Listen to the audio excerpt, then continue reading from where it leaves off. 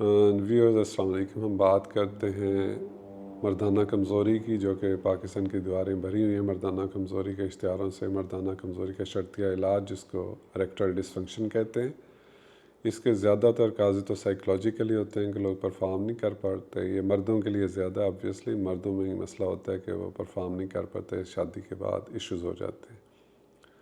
تو اگر تو سائیکلوجیکل ٹریٹمنٹ سے حل ہو جاتا ہے مسئلہ، گڈ انف.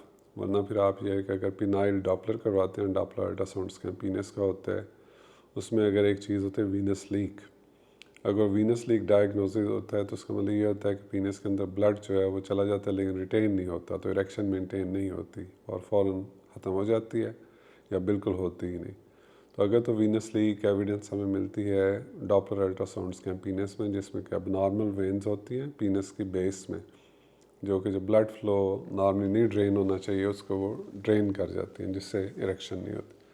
اس کا ہمارے پاس بڑا سکسیسفل علاج ہے. اگر آپ کا وینس لیک ڈائگنوز ہو گیا ہے تو ہم سے کانٹیکٹ کریں، ہم اس کو بھی ایمبولائز کرتے ہیں، یعنی پلگ کرتے ہیں. اس میں یہ کرتے ہیں کہ جو بھی وینس لیک والی وینز ہیں ان کو ہم آئیڈینٹیفائی کرتے ہیں وینوگرافی کر کے، اور جب وہ وین مل جاتی ہیں ان میں اسپیشل گلو پارٹیکل جو کوائلز اور ڈال کے ان کو پرماننٹ بلاک کر دیتے ہیں. اگر وہ بلاک ہو جاتی ہیں، اس سے یہ ہوتا ہے کہ جب آپ نیکسٹ ٹائم جائیں گے تو جو وینس لیک ہے وہ نہیں ہوگا اور پینس میں بلڈ فلو رہے گا. اگر بلڈ فلو ڈیٹین رہتا ہے پینس میں تو اریکشن آپ کی نارمل ہو جائے گی.